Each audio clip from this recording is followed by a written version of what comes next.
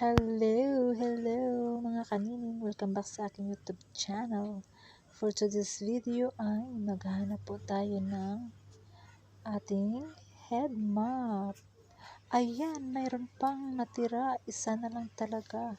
At salamat kasi kahit isa na lang ay mayroon pa, mapalitan na natin yung head mop natin. Pumabaho kasi pag matagal nang nagamit, so kailangan na natin palitan ng bago. Ayan po guys, hanggang dito na lang po ang aking video. Maraming salamat. Thank you for watching. Yeah, bring you up. Yeah, come on. Hello mga kanining, welcome back sa aking YouTube channel. For today's video ay maghahanap po tayo ng ating head